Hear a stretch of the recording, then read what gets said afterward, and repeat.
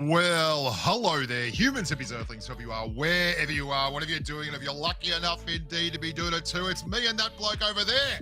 Red Eyes Official, welcome to the PUBG Mobile 5th anniversary. It's all happening. I'm excited, Red Eyes. Why don't you talk to young humans at home through a little bit of what's going to be going down in Funky Town today? What is up, everybody, and welcome to the PUBG Mobile VIP Anniversary Fiesta Infinite Imagination. And we're celebrating 5 amazing years of this game that, for a lot of us, I know I don't just speak for myself, for a lot of us, it's become more of a lifestyle than anything else. And Right for on, those of mate. you, yeah, for those of you who aren't quite familiar as to who we are, I'm Red Eyes, your ever-lovable and adorably cuddly caster, bringing you the daily dosage of butt kickery, tomfoolery, and all-around shenaniganism. And I ain't alone. I'm joined by the man, the myth, the legend himself, the Bushka. Thank you. Hello. Well, we are going to be doing things a little bit differently today. We're going to be doing things in a set of 3 matches. We've got 16 VIP teams, each comprised of 4 participants, and they're going to be duking it out to see who's going to be getting their shot at a $3,400 prize pool, Bushka. I mean, we've got $500 going to the participants. Each participant of the first place is going to get 500. Second place, 250 per person. Third place, I believe, is 100 per person. And get this, anybody who opens the imagination crate is going to get 600 UC for themselves and everyone on their team as well. It's a world of pure imagination, Red Eyes, and I can't wait to see who's the first one to pop the top on that big bad boy. That's right, brother. And I love this enthusiasm, by the way. Yeah, we got some Sorry. heavy hitters, you guys. Better You know, tell. I'm a lot of familiar names for the PUBG Mobile community. You know, we got some VIPs such as WPGN, Quan Deadshot, Shredder, Sama, Fate, Irene, Farouk Ahmad. We got Potato King, and I believe he goes by something else these days. I believe he goes by Yajid Gaming. Yajid Gaming. Yajid. Uh, Yajid. Yes. And we got Luna. Everyone knows Luna. We got E-Loves, Dan Fiji. We got a ton of heavy hitters today, and I'm just Big Daddy excited to see. Fiji, mate. I cannot wait to see what sort of action we're going to be getting into today. Now, it's important that the viewers understand we are going to be doing things a little bit differently than the standard classics. Our participants are going to be required to hot drop at one of the 2 imagination districts, essentially. Now, imagination districts are going to have a series of 4 positions of smaller crates. Now, these 4 positions need to all be occupied at the same time for the imagination crate to open. Now, that's going to have a lot of advanced supplies and a lot of heavy hitting weapons and armor that our participants are going to want to get an early hold of. It's going to be really competitive, and that's why there's that 600 UC payout for anyone who's willing to risk opening it. It's going to be wild because I found this out yesterday. I was in game. I thought we had to go and put a person in each spot, but it's just whoever's the one there that opens the last little door is the one that gets it. So you can be a sneaky grub and you can wait around the last little bit and pop that top. You're an imagination crate lover. You just get on up there and open the thing and you're a winner. But you know, no one to be like that. Everyone's very upfront about these kind of things. Everyone wants what's due and only what's due. So it'll be interesting to see how we go. Yeah, man. Now, it leaves me to wonder, what sort of gameplay are we going to be getting, you know, around the mid to end game? Because, you know, with so many players dropping hot right off the bat, I mean, we're only working with 16 teams. So this could go one of 2 ways. I mean, either we're going to get... Talk me through Red Eyes. Everyone knows that you are a hell of a host, that you're out there, you've got your finger on the pulse of the scene. When people want to know what's up, they say Red Eyes is what's up. Who do you think out of these captains over here on the left, which team is going to get up and do the dance? Who's going to win the whole enchilada? Well, I don't want to put out too many early predictions, but if I were to go right off the bat, I see we've got our main man Fate as a team captain on here, and I kind of hold him to that Very tier good. 1 expectation. I think that you know, if anyone is well practiced at this point, Fate has got to be in that category. So that's going to be my first guess. How about yourself? I'm torn, mate. There's a couple of big blokes in there. Danny Fiji's good. Shredder's an Australian, obviously, so he's both handsome and a fantastic lover. But at the end of the day, I've backed Farouk in the last 4 events, and he's failed every time. But like a good horse, I figure eventually Farouk has to get up. So Farouk, this time, get it done or go home, buddy. I'm sick of this rubbish. You're making me look bad. Let's do it. Farouk. That's all right. Now, brother, we are going to be kicking things off very shortly with the very first map ever introduced to the game, the one that our participants should be the most familiar with, should be the most synergized with. I'm, of course, speaking about Erangel. Now, what do we need to say about a map like Erangel? Well, it's basically the off-bred love child of Sandhawk and Miramar because it really is the perfect middle ground between those two extremes. Now, generally, that would leave a lot of the early gameplay fairly reliant upon the flight path to determine what sort of early game we end up getting. But as we just mentioned, this is a required hot drop right off the go. And so I think, you know, regardless of that path, you know, we're going to be getting some extra loving around these imagination locations. Well, we're going to find out, aren't we? What kind of a person are they? What kind of a PUBG mobile amigo are they? Are they the kind of is just going to drop in and hold, or are they going to drop in, fulfill their requirements, and then just run, get out of dodge? Yeah, I want to see the guys that are running getting cut down to the field. That's what I want to see. Listen, everyone can talk about the hot drops, but it comes down to pure skill, you know, in terms of whether or not you can maintain that aggression successfully throughout the entirety of a match. And I think that's where we're going to really sort of see the heavy hitters come into play. But, you know, as we reach just these last few moments before we kick it off, I cannot say how thankful I am to be a part of this and have gotten to the point where we are celebrating 5 years of the PUBG Mobile community, the PUBG Mobile lifestyle, and I think it's all going to culminate right here. Well, here we go. Boys and girls, rev up your engines. We're about to start the plane ride into destinations unknown. Well, we know a couple of them. Quarry is going to be one. Stauber's going to be the other. But who is going to come out on top? It's going to be Farouk, in case you were wondering. That's what my pick is.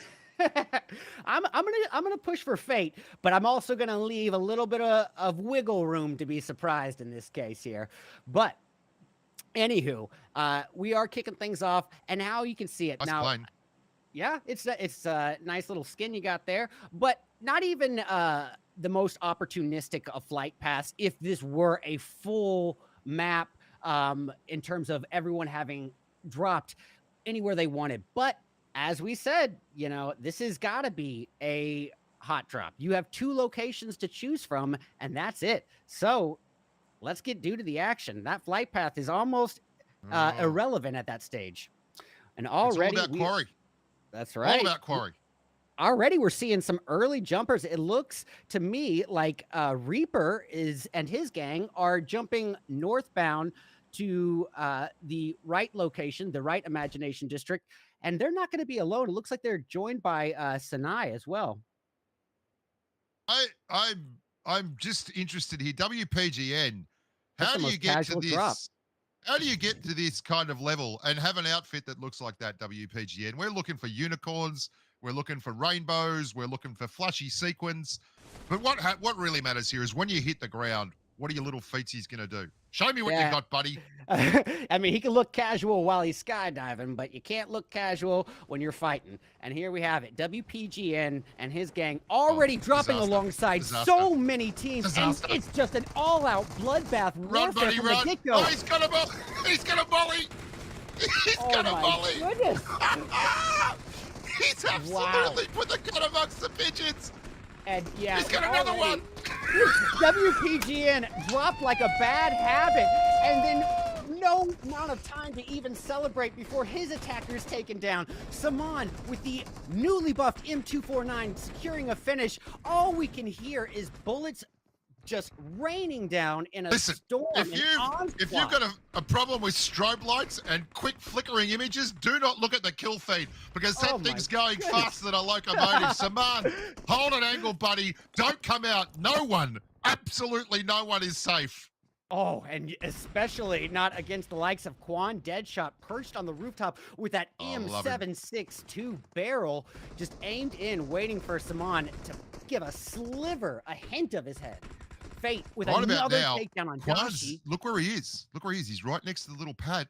He's a pad activator if ever I've seen one. Oh, my goodness. And Fate holding the corner angle, trying to catch a line on anybody from Team 5 at this stage. I love the fact that Team 6 has held form there. They've got a full squad in that corner, and they're starting to exert themselves, make their presence felt. Saman goes down. Number 5, you can't feel comfortable there. Number 6, Fate's squad, is it? Look, we all thought he was going to be very, very... Oh, I take it back. Someone just got deleted. All right, well, getting eyes on Zalat here. Already equipped with that Groza and making good use of it as he just wrecks into Aurora. Just a few bullets, that's all he needed. He's down to 2 clips left, and he's going to utilize this utility for a finish, making it rain a little bit of hellfire here on Aurora. Falling just a little shy of the mark, and boy, he focused in, started seeing red, no pun intended. Well, Zalat has opened the top deck. Now, he's got the extra points straight away. Does he get it for opening the crate, or is it the person that popped it that gets it? I think it's the person that opened the crate. Team 5 opened the crate and quarry, that's right, and they get the extra love. That's right, buddy. And, you know, you got to say, and even if you are taken out fairly quickly after, there's something to be said about getting that instant payout. Yeah, instant payout. He's taken the money or the box, and he's taken the money up front and left the box on the table. We'll never know what happens, but team number 6, they were looking for all ends, the actual dominant performance down there on the corner, and I've called it, and they've immediately been killed. So, Red Eyes in the future, you don't want to be backed by me. Well, just as you said that, Frost getting a takedown on Fate and a quick thirst to follow by Yuji there. And, you know, honestly, the tale of the day, I would say, is karma, because the second anybody is getting a knock on somebody, they're giving up their location, and like sharks in the water, smelling the blood and hearing those shots, whoever is attacking anybody is going to get focused on almost immediately after. Getting eyes on Elise and the rest of Fate's gang here, they are still a full 4-piece, and regardless of what I said, you know, about Fate being taken out earlier, you got to remember, getting that second chance at life is going to make a real difference maker in the sort of gameplay that we see today. Yeah, there's the early pace of the game, and they're all settling in now. People have had time to get their angry pills on and get all that business done. And now we're just seeing the teams kind of become who we thought they were. Their chemistry's great. The build is good. They've done a little bit of team bonding at the bowling alley. They've gone out, chucked a few lines down, had a beer or two. And now we're seeing the teams that really love each other. Look at number 14, Delphine. They're on the pump now, coming here around the corner. I think they've just taken out another squad. 16 teams left, though, so everyone's just coming back in and relaying. It's an early days settle in here for me, Red Eyes. Not much action now for the next little bit, I don't think. Well, you know, as soon as I was ready to criticize Delphine for the 6x, you know, on the LMG, the 762 LMG, wow, making amazing use of it and bringing the team up to 4 kills, literally doubling their kill count in a matter of moments. Look at this, a wonderful look here at the M249. I'm not a big fan of the M249, but MV Power seems to be making it work. No defeats yet, 0 kills, but still looking confident with the M249 as they hold this back end, the south corner of the quarry tilt. What's going to happen here if the circle moves? This will be pretty brutal. Yeah, that's right. And so if anyone is unfamiliar with the nature of PUBG Mobile and just tuning in for your first time, the way the games generally work is the dead zone will shrink and shrink, further limiting our participants' options in terms of where they can occupy, and it also will deal out more damage as the match progresses. So yeah, your location is going to be a pinnacle factor in determining what sort of tactics you can implement here. And already we're seeing Power just holding a position of, well, I don't want to call it a position of security, but it's not a bad angle. He's got 4 walls surrounding him and a nice little area to overwatch and peek from. So it is coming with some purpose. I think you're right. It's got some purpose. It's got some intent.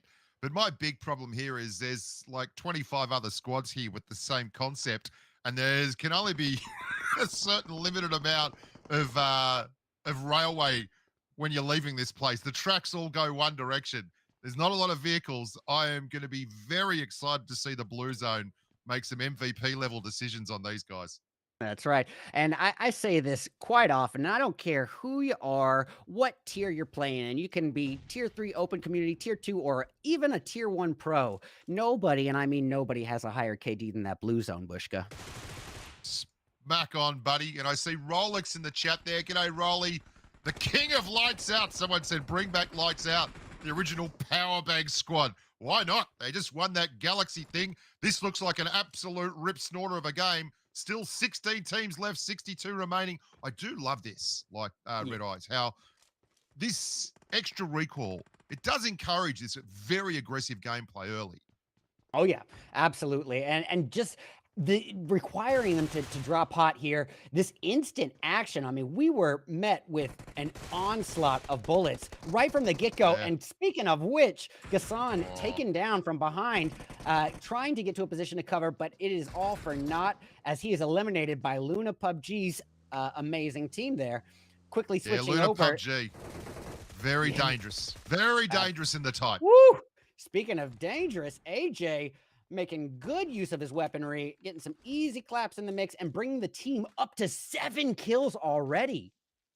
Big numbers early, but there's plenty of kills still left. Plenty of chicken on that bone. A cavalcade of love coming out of the Luna squad there. And we're down to 3 units of measurement in the quarry vicinity. It's going to be a very difficult exit, but it's being made all the easier by these wonderful frag outs. Luna, I love the fact that those fences, they drive me absolutely crazy because they're just too high to shoot over, but they're too low to hide you. So getting that box angle there was a great play by Luna.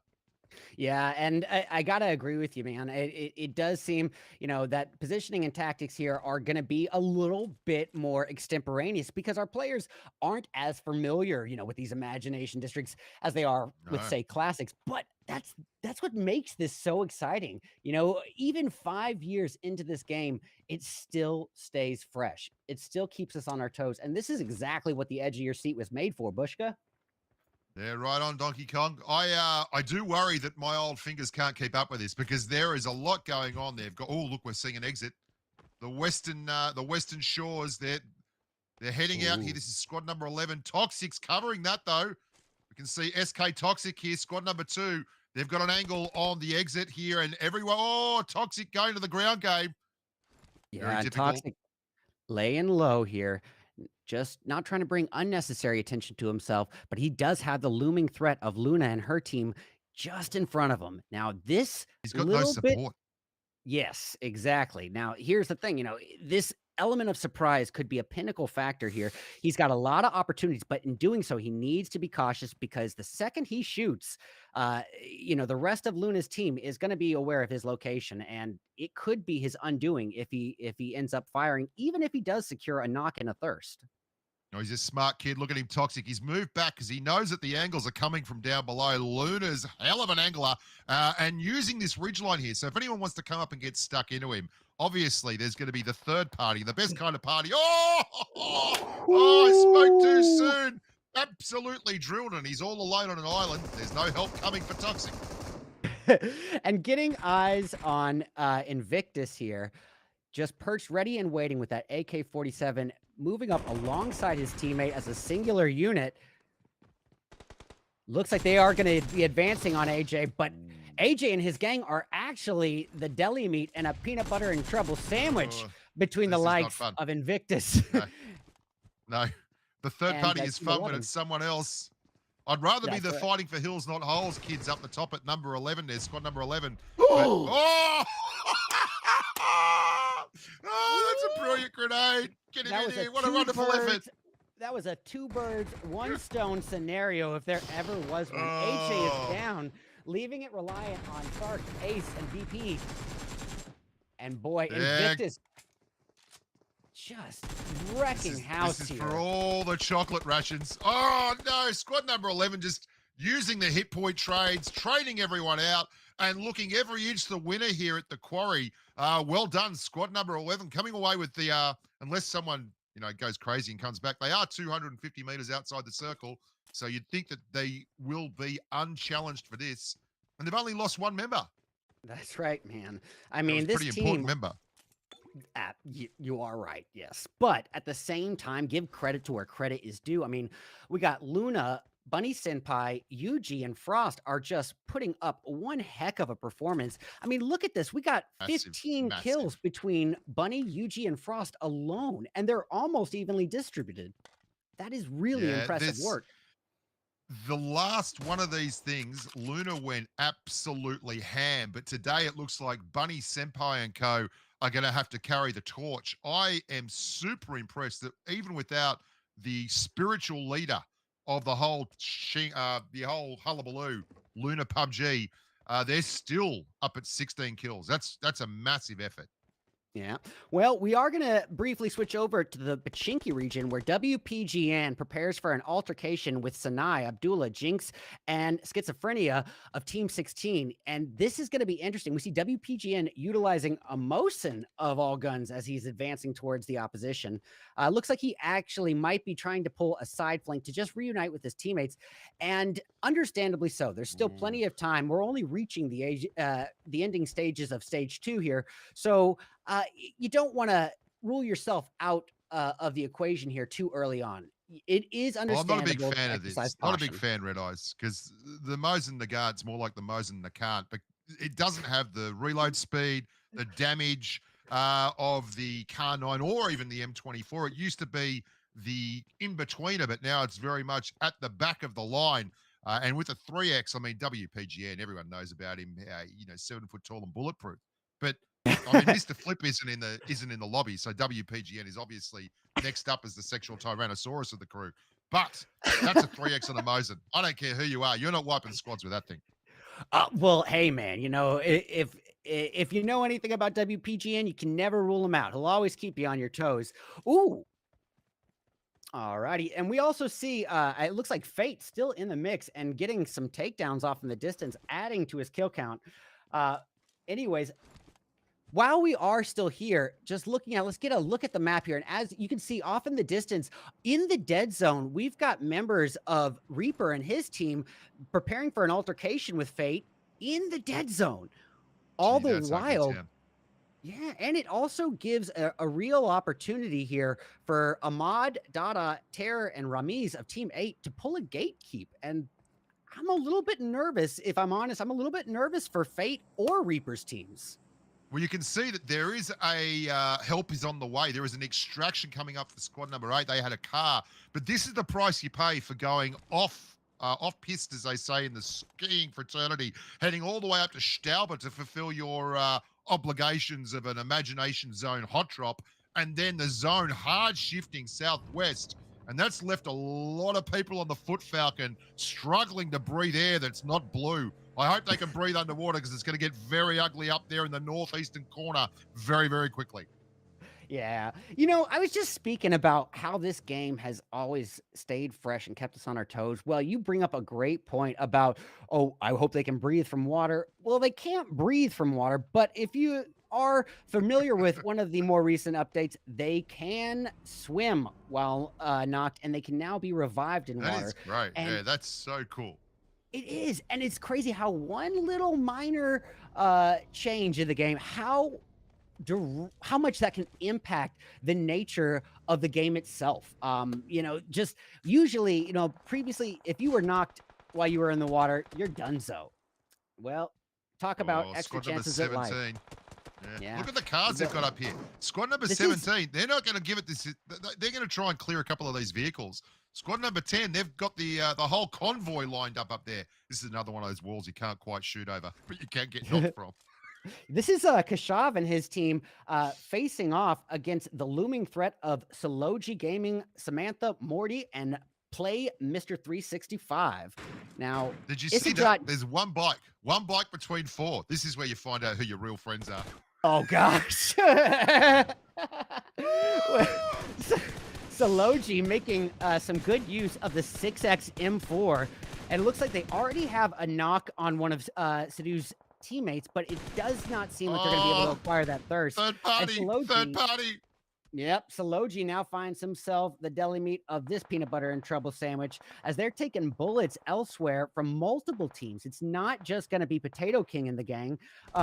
It looks like it's also going to be the Thirst University boys in Shredder, Crazy J, Monkey, and Shredder. Dashi. Another wonderfully handsome Australian up there. That's Shredder, my man Shredder. Keep going, buddy. Ooh. Good luck on the tilt. We haven't seen anything of Farouk and Co., which is good because when we see people that I've backed, they get knocked and thirsted very, very quickly. Number 4 Well, here, you can see, look at the blocks. The blocks are up. Yep, and it looks like Thirst University's sushi has already expired. No, That sushi is expired. I can't It's going to reduce him down to a 3-piece, and Morty is on a hard push. Monkey quickly bowing down, going prone, getting a little bit of geographical cover. Bringing up a great point, guys. You know, when compound cover becomes few and far between, that's when it really comes down to knowing the geography, the good hills, divots, knowing what cover is afforded to you, and that just comes down it's to more practice important and than that, Red experience. Eyes. Parking. What's that? Who can park the best? Who can park the best? Did you see how these guys parked? Like a bunch of champions. Oh, disaster! Man, I'm in my 30s and I can't parallel park. I don't want to talk about it. Well, we got Morty firing outward.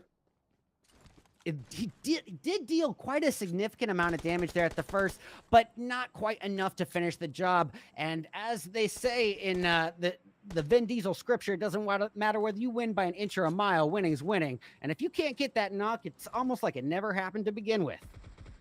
Well, this has turned tables very, very quickly. The thirst was all about squad number 4 at the top with Shredder and Co. But the zone has absolutely decided that that third party wasn't necessary, and they've moved everyone a little bit further north towards the ridge line between, the Gatka Plains and the George Pole crates. Everyone's still up and about here, so a lot of gunfighting, but not a lot of results.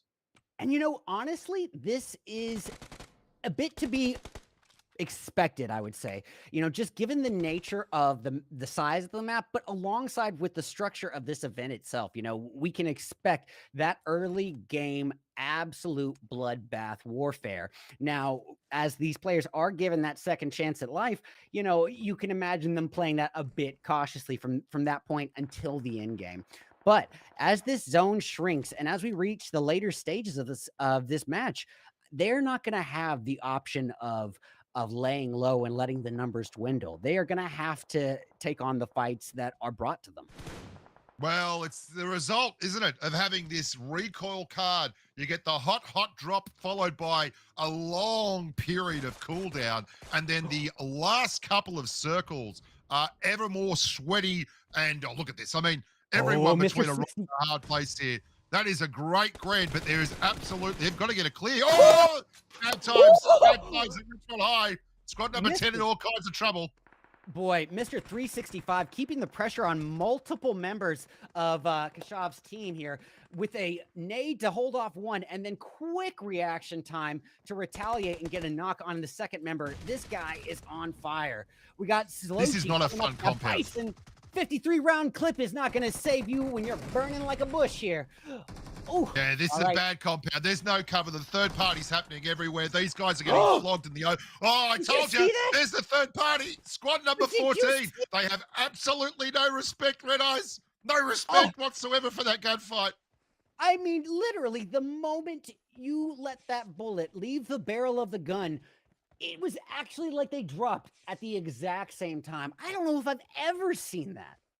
Oh, listen, I've played that compound at final circles so many times and just got rinsed in the gunfight as the circle shifts. It is a terrible place to be. We can see the top of the mountain here. This is a great place to be. This is number 1.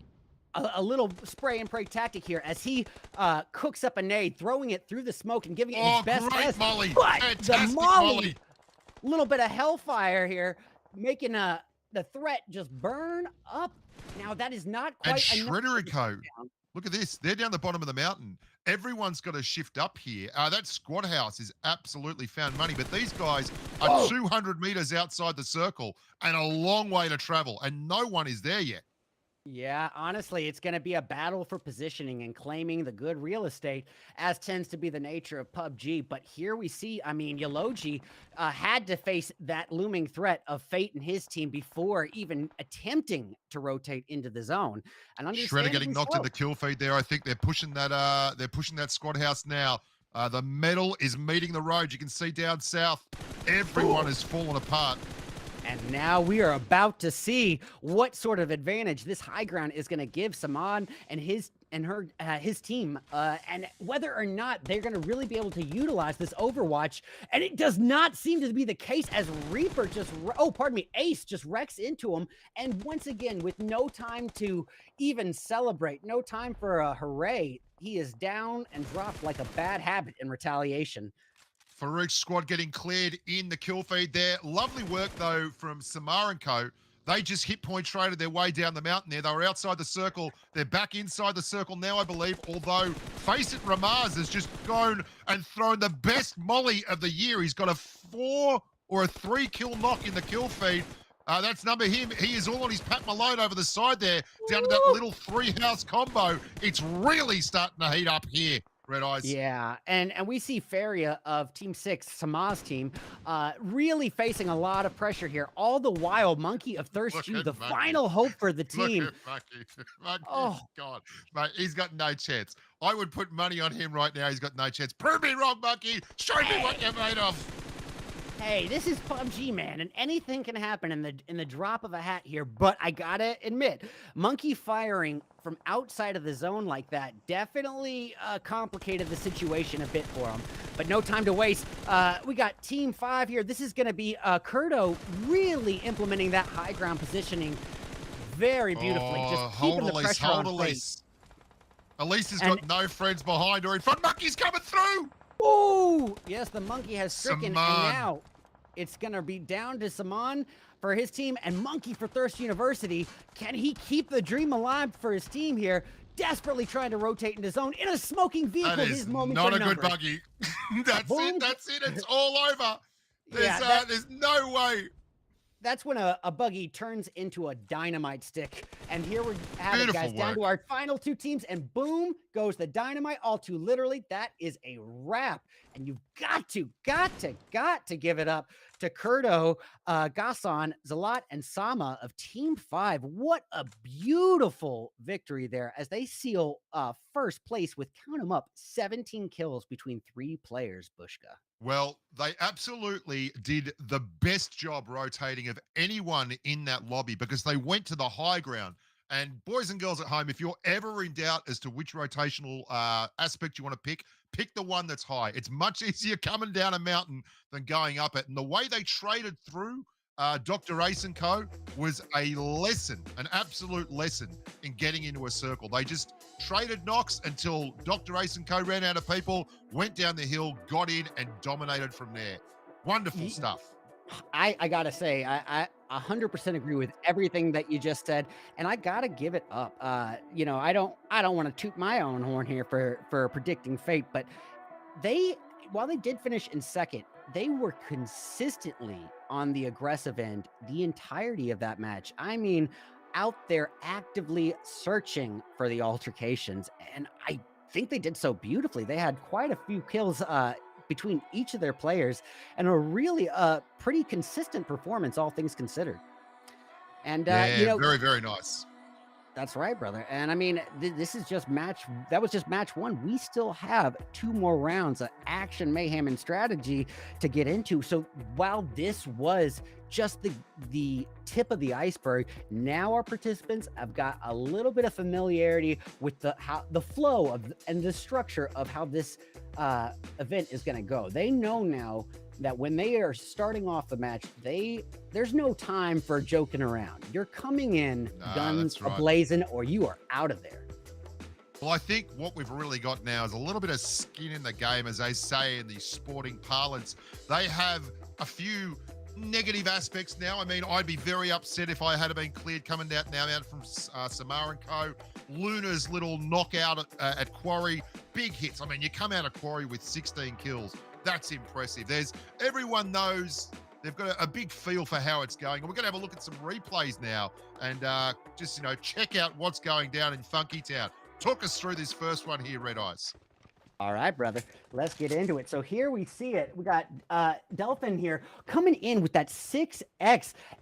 Just LNG 762 at the ready. Now, you don't often see it being utilized at a full 6X, but wow, talk about recoil control, just raining hellfire onto the opposition. Gets a quick burst, follows it with another to add on to it. I mean, talk about confidence and momentum in full effect. Yeah, wonderful work there. An absolutely gorgeous effort with the 762 King. That's the 990 round per minute setting with full 6X. Do not try this at home, boys and girls. You're probably not good enough. I know I certainly ain't. I'm going to have a look at replay number 2 now. And here we go. We flash before my eyes. Production, send it on down. Oh, beautiful work here. Look at that. The Molotov high in the sky, right in the middle of the quarry. No scope grozer, straight down, good quick sprays, nice quick peaks, Molly doing the work. Oh, this is how you hold center. The buildings are up, the walls are up. We're just loving that most powerful position in the quarry. And to be the proponent of dad jokes, that frost had thawed. It's hard to stay cool when you are facing mollies being thrown left and right, and then a groza afterwards. Boy, that is pressure in full form. Yeah. Well, go ahead. Oh, here we go. I'm all pumped up and ready for number 2. I can't wait to see what's going on. I can't wait to see, we got the crate was open. Squad number 5 opened it. We had 15 or 16 kills coming out from one squad, and then more kills at the end from squad number 6. Samar and Co. Was it squad number 6? Where's Samar? That's Team 5. Yes. So Samar, Zalat, Gassan, and Kurdo, just a phenomenal first place finish, just aggressive as all get out. My question is, are they going to be able to maintain that? Now, what sort of factor is momentum and confidence going to play as we transition from match 1 to match 2? Can they maintain this sort of aggressive energy and do so effectively? Or are they going to say, hey, we've got 1 dub under our belt. Now let's slow things down a bit, dial things back, maybe not go to a passive standpoint, but maybe not so much all out aggressive. And let's try to, not put all our eggs into the aggressive basket, kind of make sure we reach that end game. I don't know. To me, I think, if you're a team like Samaz or Fates, and you did so well at that kind of aggressive level, why not keep that momentum going? Yeah, I agree that there is a lot more in this kind of game mode where rotations are good and aggression is good, but the circle is particularly brutal when you get late here because there are so many squads left. Like it's a lot like a professional comp scene, maybe even PMPL or something where people are very good at maintaining team cohesion and maintaining their team all the way through to the end of the game, quite simply because you've got those recoils and such. So we're getting 43 people in the last couple of circles. That's a lot of people.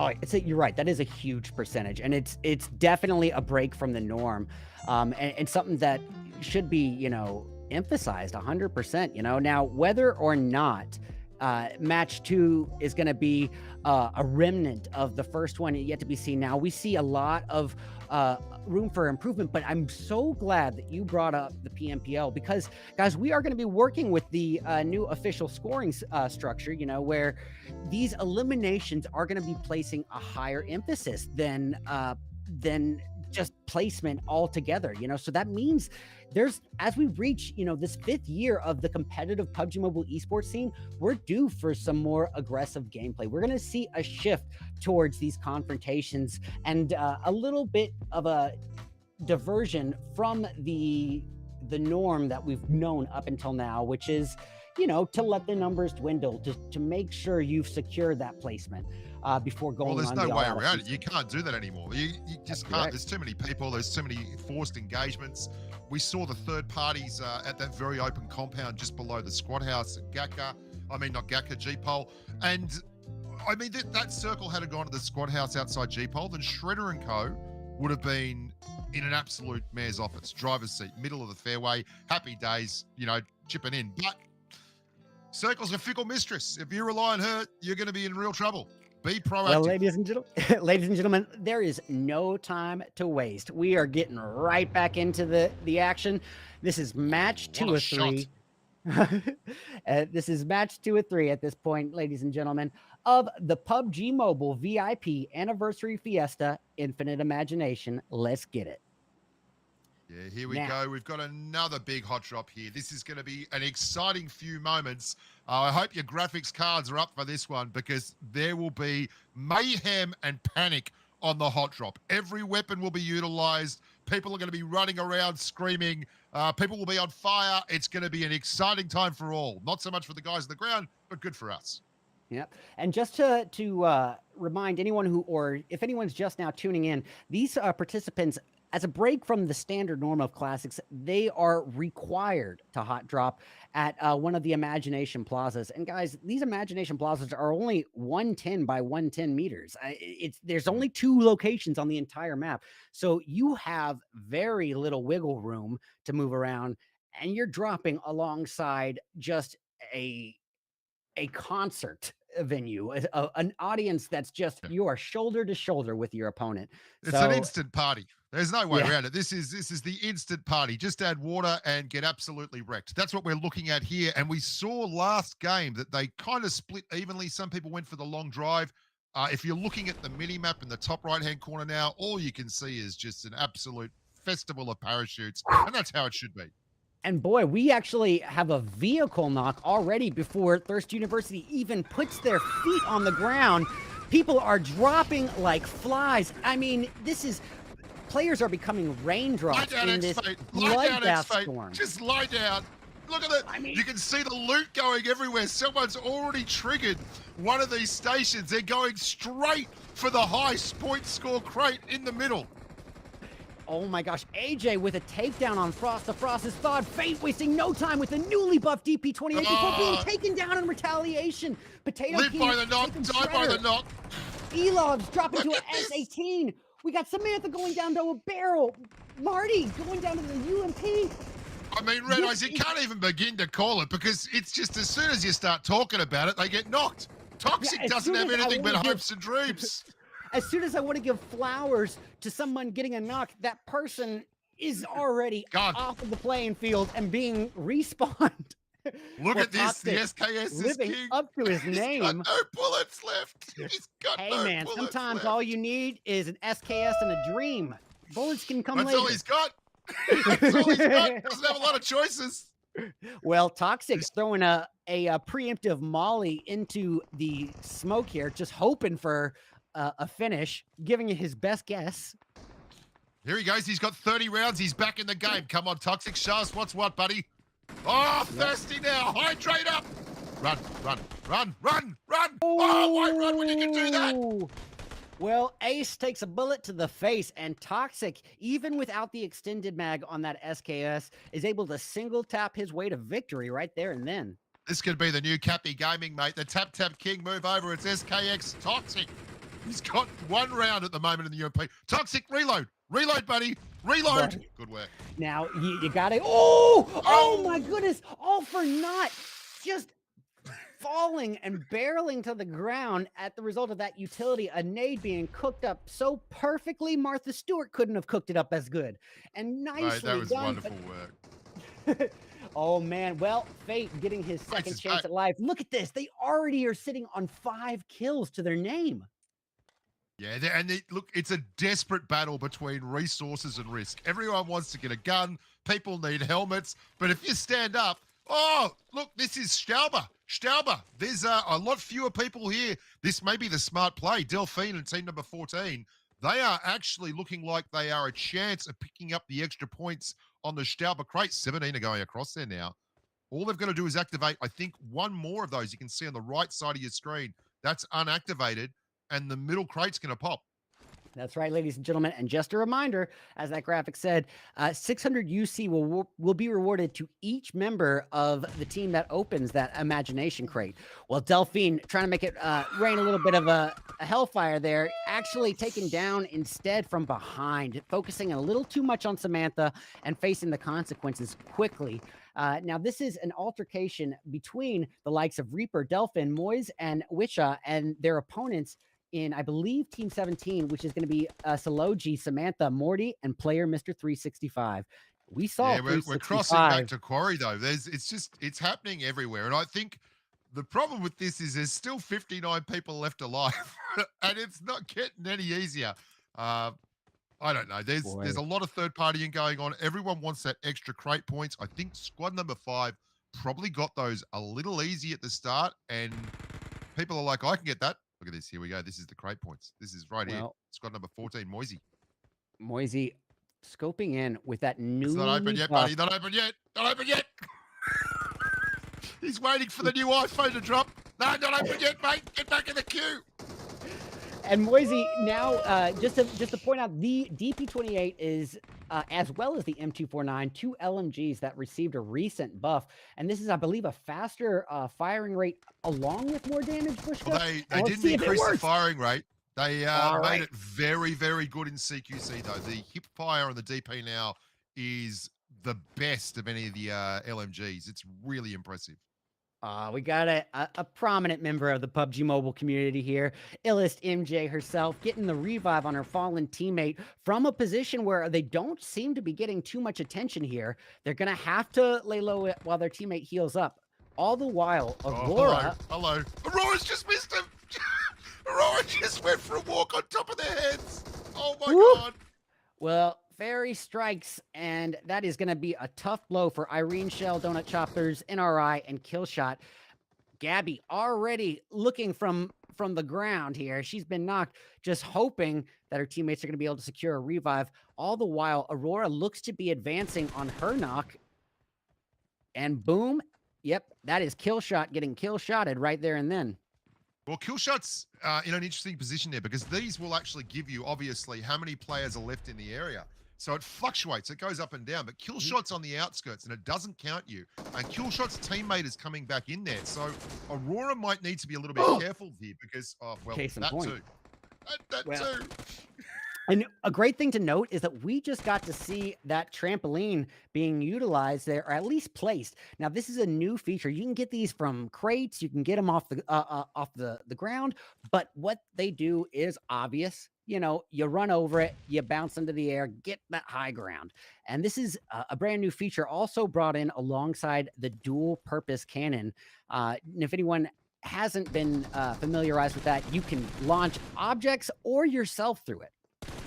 Now, look, Look at I'm Reaper. going to go out on a limb here, and UD Reaper in squad number 14. I don't know who opened that crate because squad number 16 and squad number 14 were both there. I'm not sure who snuck up and grabbed the points on that one, but the judges will actually, the stewards will have to look into that. There's still plenty of chicken on the bone down here at Quarry. We're at Stauber now. This is Stauber. We're back to Stauber. And there's, look at that volley. That's amazing. Well, Someone said, right, we didn't get the points. You can just have a fire bath. Enjoy it.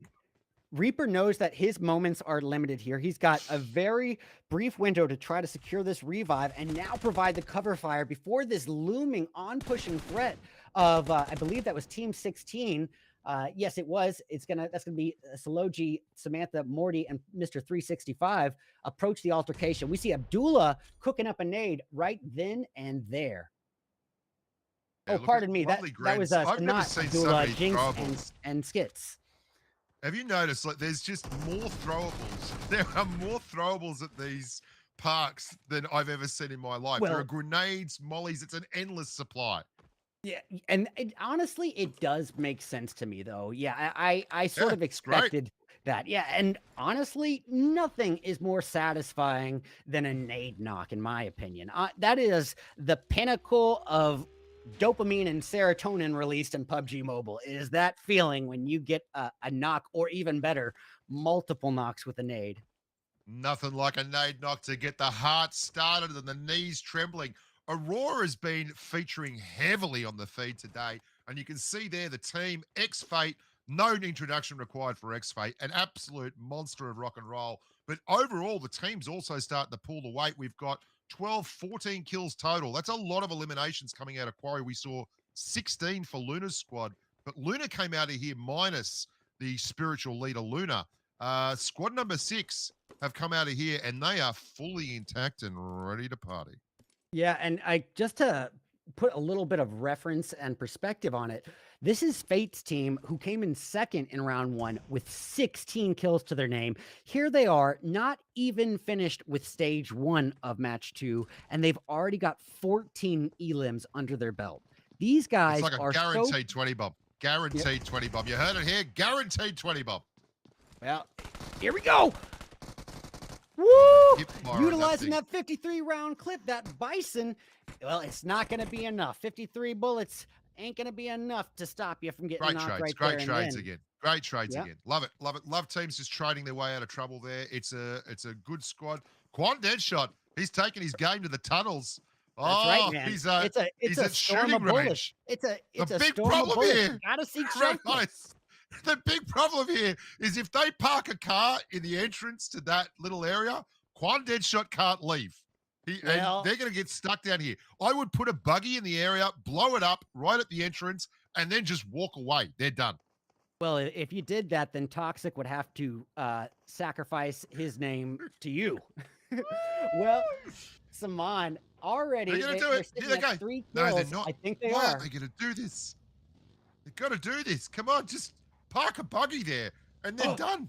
They can't even leave. You know what? This is actually might be their undoing, because in just moving around in these vehicles, that motor has given a little sound indicator to another looming team here. And I believe that's Elove's, Gabby, Illest, MJ, and Merciful. Whether or not they're going to get the line of sight on their opponents and winners of round 1, Samaz, Alat, Gassan, and Kurdo, yet to be seen. It doesn't look like it's going to work out. I do love that they dropped up here to be safe, because they've done their hot drop duties. They've gone down. They've had a few kills, had a laugh, had a giggle with everyone. They've gone home early to get up the next day for work. And lo and behold, they get home and there's a house party going on in the front room, and there's no way around it. You're back in the gun. Well, Saman, a little spread out from his teammates here, trying to provide a little bit of cover here against Quan Deadshot, 6 Scope, Zero, and Polo. Now, it does seem that that might...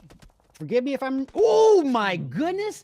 Toxic just got wrecked with a beautiful distance takedown by Ace. Well, Fiji going to do a little preliminary boosting here, making sure he gives himself every opportunity to get to full health before engaging. His team already pushing a little bit ahead of him. And here we have it. This is what you were hoping for right here and now. Are they going to block the exit? Of course they are. Why wouldn't you? Throw a grenade down there, stop them from moving forward. Go put the car in, blow it up, and Zero and Quan, they should know better than this. That's a smoke, and they're in big trouble.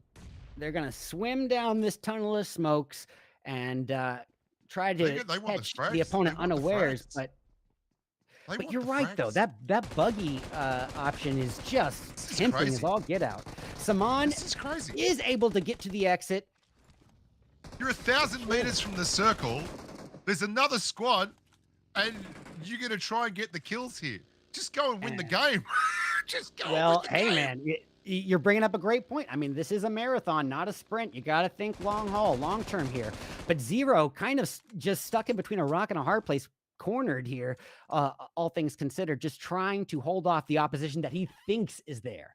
That's another they've let him off the hook. Smokes. They've let him off the hook, Red Eyes. What do you think? I feel like they've just let Quan off the hook. And I love that they've let Quan off the hook. Because Quan's a beautiful human being, and I love you, Quan. But still, you're in the wrong place. Did they really leave him off the hook? Because with the, that uncertainty in this cloud of smoke, I mean, they don't know that they're alone. Come out, aren't they don't know that they're alone. Like they're alone. Something's under the bed. You go and look. No, you go look first. I'll wait here for you.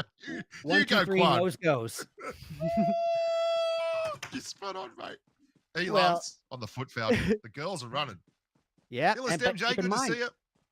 Well, they may only have 3 kills to their name. They are still a full 4-piece team.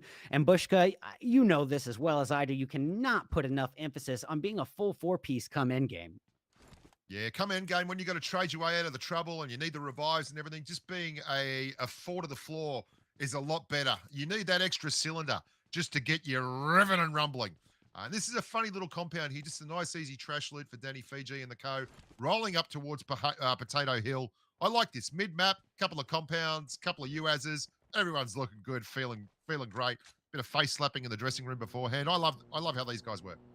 Yeah, and if you are Dan Fiji and the gang, honestly, I think you got the right idea. You're reaching, the beginning stages of this mid game, and you've already got 11 kills under your belt. Yeah, it makes sense to lay low for a bit.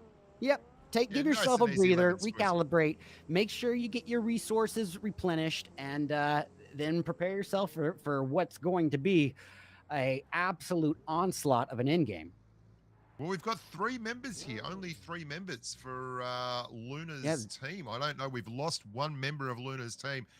If they can pull this out, it'd be an excellent effort. But I mean, if anyone can, Luna's and Funny Senpai and Frosty, they're a good chance. Very good players. Very good. I'm glad you bring up them entering as a 3-piece, already coming in off the bat with less manpower, less guns, less resources to utilize here. So they're coming in at an immediate disadvantage. And so, yes, seeing them with 2 kills so far, firing outwards at Fate's team. And that's actually Fairy taking minimal damage, all things considered. But, I was just impressed that Luna got a smack in there, because that was a lightning quick reaction. Well, hey, man, you already said it. If anyone can do it as a 3-piece, Luna and her gang are going to be on that list. Oh, all the while we're having an altercation between Potato King, Oh Baby, Maria, MV Power, and what looks to be that's Fate's There's a lot team. of confusion. I'm just putting it out. There's a lot of confusion at the top of that hill. People are rotating very, very randomly here. There's a lot of confusion. I want to see crisp, fast, hard rotations. Fate holding an angle. Let's see the man, the myth, legends, the tier 1 Go to work, baby. That's right. Some preliminary utilities coming inbound. Seeing if he can get an easy knock here with that nade. And he does get the burn. Knock. Burn, baby, burn. Potatoes on fire. Fate is just... Where else would they be? He is a CQC, close quarter combat annihilator, coming in with that M4. Look at the damage that he didn't take. Look at the damage that he didn't take. Ridiculous. Beautiful squad work there too. They got good angles. I know that these are safe places to be if you're in a squad, but once people get to the other side of that ridge and they spread out, you're a sitting duck. You got to be proactive in those situations and fight angles with angles. If you let them take the space they want, you got to push back. I'm so glad you said that, Bushka, because that brings up a great point. These tinier houses and the shacks, they can be 4 walls of false security here. And I mean that to say that, yeah, you might have a compound that you're in giving you some cover from the opposition, but when one nade, one molly could be the difference maker between life and death, it's not that safe. It's fish in a barrel. Isn't it great to see Michael Phelps back in PUBG Mobile? I've missed him. He's not only has he won 300 medals at the Olympics, he's a wonderful PUBG Mobile player too. Well, Dashi is going to be just holding her breath and counting the seconds underwater here, because it does seem that he or she is very close by Sanat, Abdullah, Jinx, and Skits. Skits has the Overwatch region here, and one little angle on Thirst University's Dashi I don't like this. I don't like this at all, Red. I don't like it, because none of them are inside the circle. And holding out for one person in the water is one frag. But have a look at squad number 5. They're on the edge, in the circle, on the high ground with vehicles. You got to move. You got to rotate smarter than this. There's 38 people left. You're not winning it. You're not winning it there. Yeah, honestly,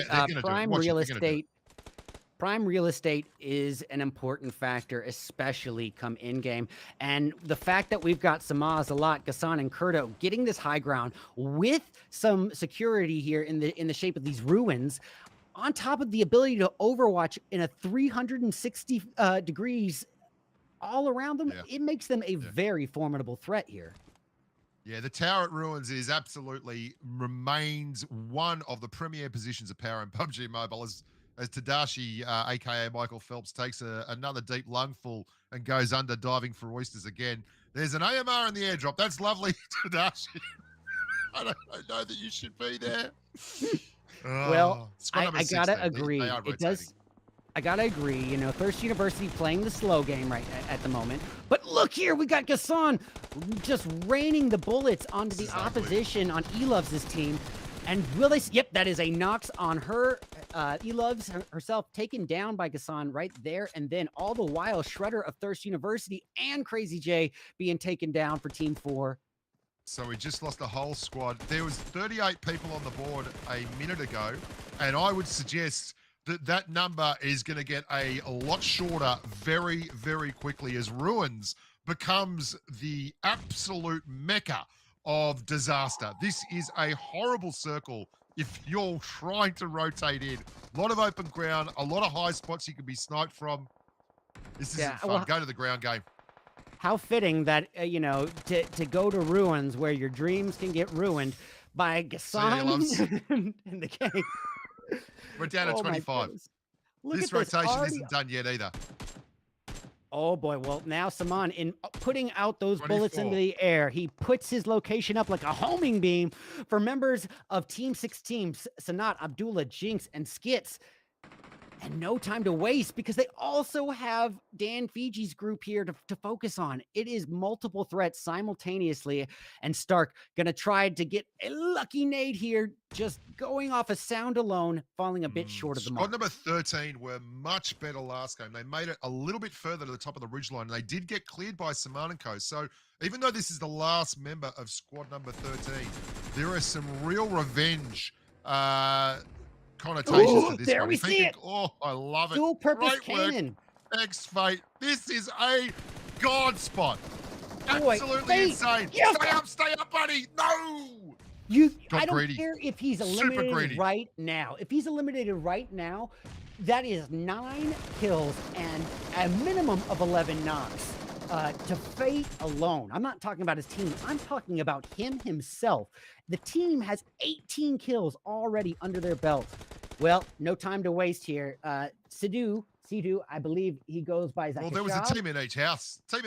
Everyone take a seat because this is not done yet. Squad number 10 over there have got someone to get up. Ooh, That's a great molly. That's a great molly. Here's the thing is even if that molly doesn't hit the mark, it keeps Fate and the gang from being able to utilize that first story of the house. It holds them. Oh, but allow me to constricts them retort. the second story. Here comes the grenade. Is that going to go any better? Well, we're about to find out. Look at this. Fate now up to 10 kills. The team riding on 19. They're about to hit that 20 bomb like you predicted. And goodness knows, Elise holding steady with that newly buffed DP and just trying to give a little bit of. I'm really impressed shots. with squad number 10. Squad number 10 have managed to make a game of this. And considering how aggressive Fate's pushed in, the double knocks that came right at the start, this is still anyone's game at this little two-house fight on the edge of what is a very intense circle.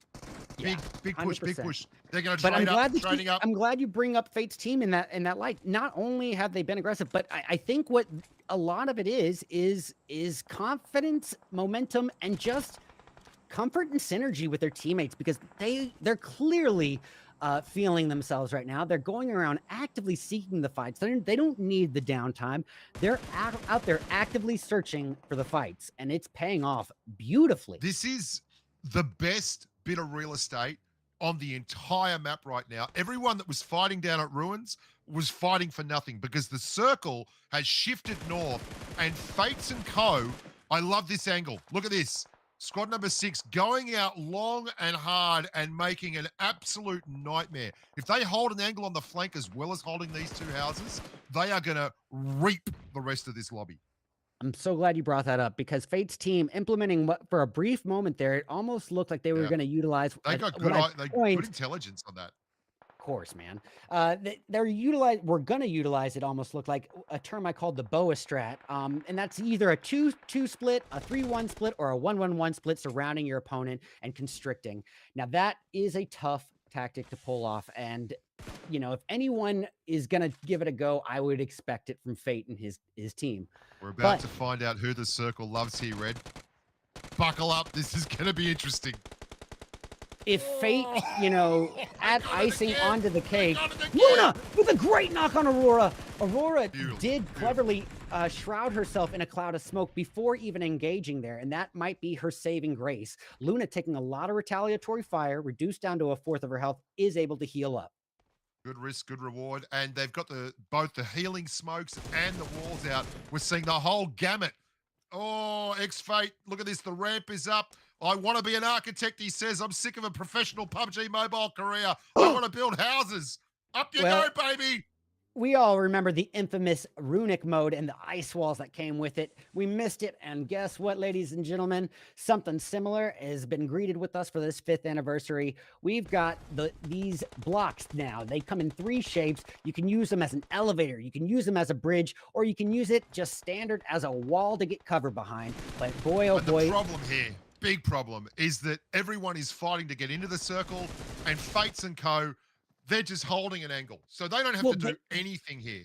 Yeah, they were given the luck of real estate and good positioning, but on top of that, Fate giving himself high ground when high ground was not afforded to him, really utilizing the items that are brought forth to us in this event. There. Big knock there. X-Fate going down. They got a sense that that is their opportunity for a rotation. I say luck, but their heavy hitter. I mean, my old man always told me luck's when, you know, effort meets opportunity. And X-Fate and Co. pushed hard to get those houses, won the fight. Let's see if they can turn it into gold, into found money here as the circle constricts and the actual, like, X-Fate is just healed up. Yeah, he can do this. I think he's got it. Honestly, I'm not ruling anything out of the equation here because both of these teams are sitting at, I believe, 22 kills. 22 kills per team. 22 just kills. Absolute warriors going at it here. And these are the same 2 teams that faced off in the in-game of round 1, Bush. Yeah, Ooh, and you know, Saman. those blocks, they don't have a lot of hit points. Saman's knocked X-Fate again. X-Fate overplaying a hand and getting cleared. This is a disaster. What a team number 5 is. Well, listen, you know, sometimes you can't fight fate, but then sometimes you can. And here we saw one of those you can situations. Elise getting ready to use the dual purpose cannon. She's going to shoot.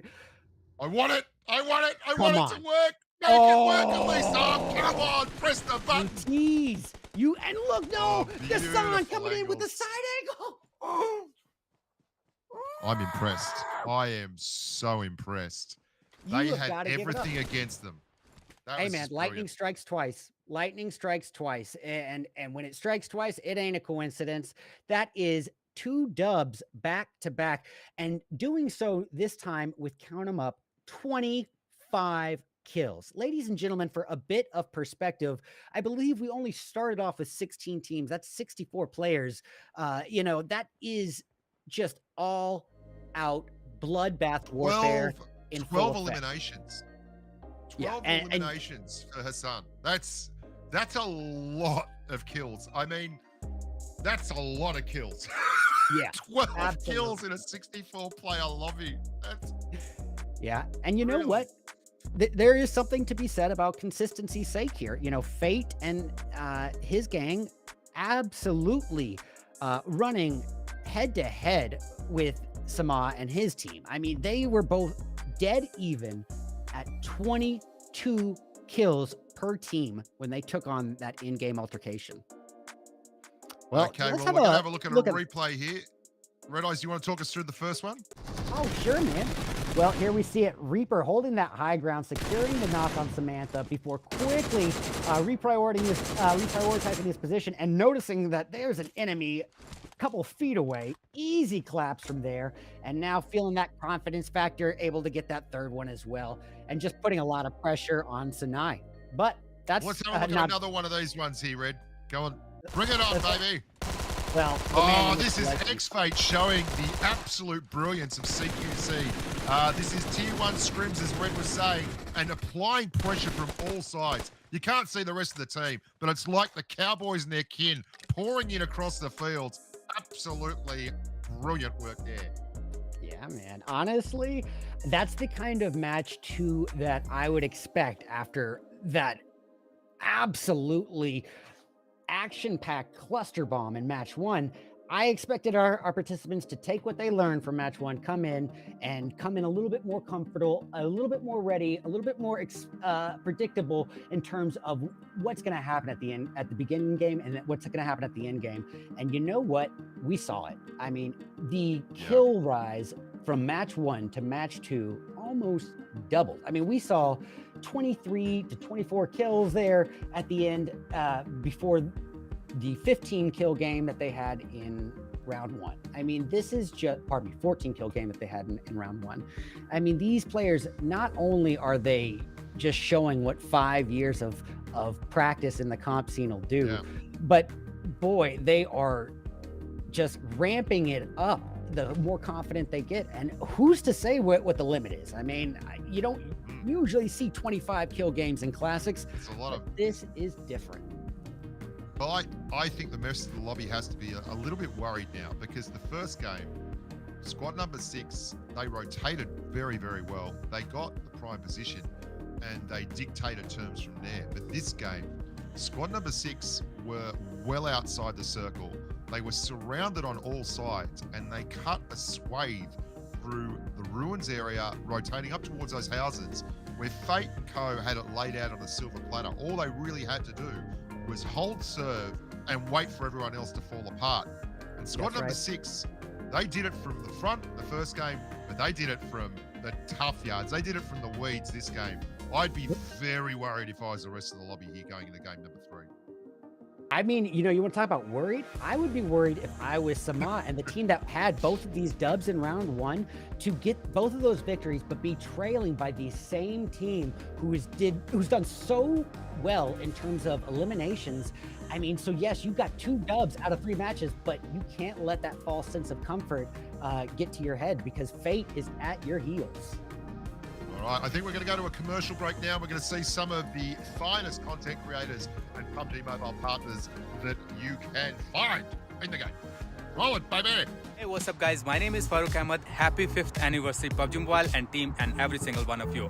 Guys, I really want to congratulate PUBG Mobile team for completing half a decade of one of the amazing mobile game. And guys, there is a couple of questions PUBG Mobile want me to answer those one. The first one is how the PUBG Mobile impact me inside and outside of the game. So the inside is back in 2020, I start the PUBG Mobile custom rooms called The Last Person Holding the Georgia Pool Squad House Will Win. And till today, those are the iconic custom room I still host. And the outside is thank you PUBG Mobile and team for giving me a chance to meet up one of my favorite content creator from North America, the Power Bank. Last year in San Francisco at PUBG Mobile 4th anniversary. The second one is, if I go back and what would I advise myself who is just start playing PUBG Mobile? Guys, as a content creator, I would love to tell myself to start posting early as possible. The third question PUBG Mobile team ask, if there is an airdrop, what you want to see in that airdrop? I really love to see the babe set that came up I think back in 2019. Thank you PUBG Mobile and team, and guys, happy 5th anniversary. See you guys in the battleground. Hey guys, Arishel here. PUBG Mobile has sent us some questions and we're gonna answer them together. What's your most PUBG Mobile related experience inside or outside the game? My PUBG Mobile experience outside the game, I would say, was when I got to go to my very first PUBG Mobile esports event in 2018 in Dubai. It was PUBG Mobile Star Challenge and it was the best experience ever. All around you is PUBG Mobile, fans of PUBG Mobile, pro players of PUBG Mobile. I would love to go to an event for PUBG Mobile again like that. If you had the chance to go back in time, what would you tell your past self who just began playing PUBG Mobile? So I would tell my past self who just began playing PUBG Mobile to play more matches. At the beginning I didn't do it, but I'm telling myself now, if I would have, I would have. Last question. If you were to obtain an airdrop crate from PUBG Mobile in the future, what would you hope to receive? I love collecting anything PUBG Mobile, so I think I would love to have small figurines of items from in-game, maybe like an arm, a ghillie suit, something like that, that is that you would find in an airdrop crate, actually.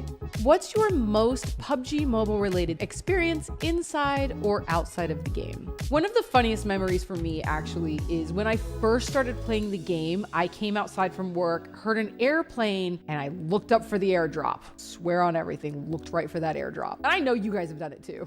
If you had the chance to go back in time, what would you tell your past self who has just begun playing PUBG Mobile? I would tell my past self to thirst everything. Like, way too many people crawled away from me and got revived. Like, no way, dude, thirst everything. If you were to obtain an airdrop crate from PUBG Mobile in the future, what would you hope to receive? I would hope to receive a crate full of UC, because I like looking good in PUBG Mobile. My most memorable PUBG Mobile experience was back in 2020 when I was contacted by Powerbank and I took part in my first live PUBG Mobile event as a content creator.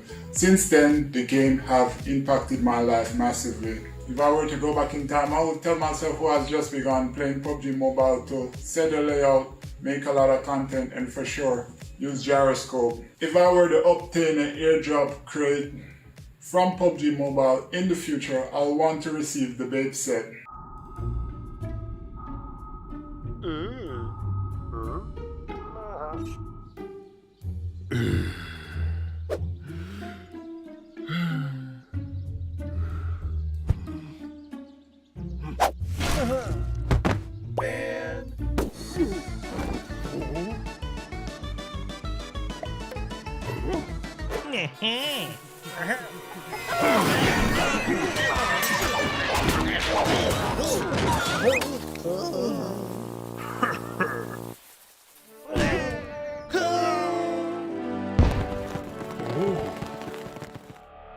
If you cheat, you will get banned. Well, thank you for those kind words, all you wonderful humans. Great to know how much you've got out of the game and how much the game's given to you. It's a beautiful thing to be part of the 5th anniversary celebrations, Red Eyes. How about yourself? How you feel for it? Man, I feel blessed to even, get the opportunity to cast something like this. This game has, over the past 5 years, completely changed my life. And to be a part of celebrating this with the community that we've come to know and love and that have become some of our best friends, it's kind of surreal, man. I'm cannot wait to see what the future of PUBG Mobile is going to bring. Yeah, it's just a whole lot of fun and giggles. As my wife says, you don't even have a real job. So I think it's spot on there. And I wouldn't have that ability without PUBG Mobile. And we've got one more game in the bag here. Game number 3. It's been lay down misère so far. All Samaran squad. I have not seen my pick Farouk once on camera. I've done it again. I've cursed him.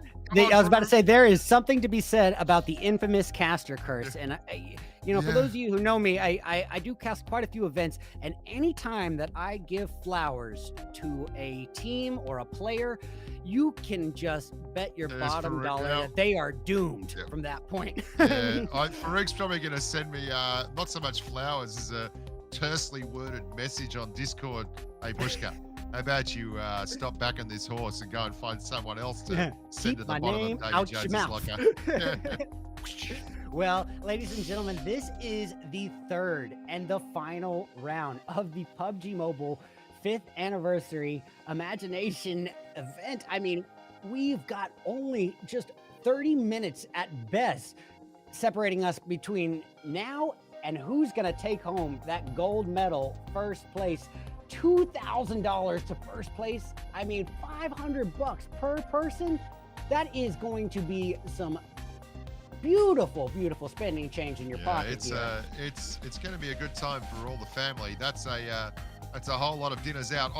I do like the concept. I really do like the concept though of finding out who the leader is on the plane. I want to find out which one of these absolutely blinged out amigos has put the most UC through the machines. I'd love to know.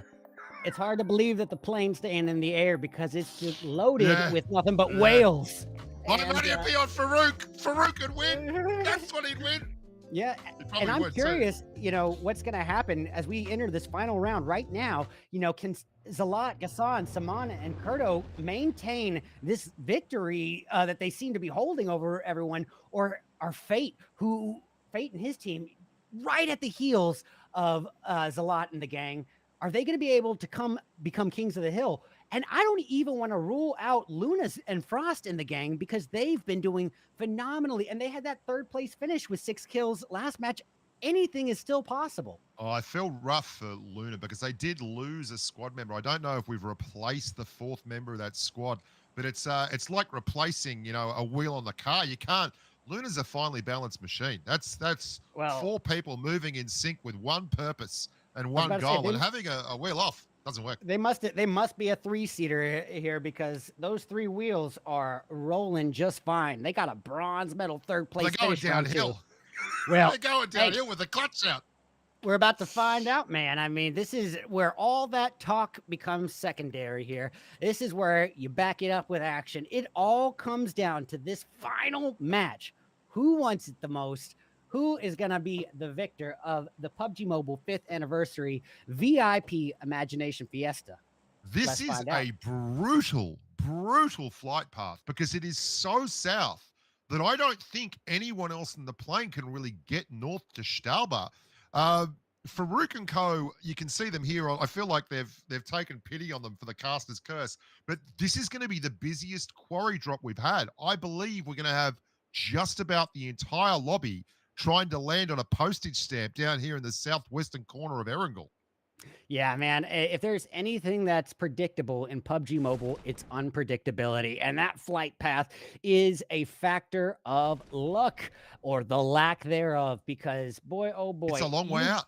You can plan out months Red. in advance. You could have practiced everything, but that does not mean that you come prepared for a introductory flight path to ruin your day.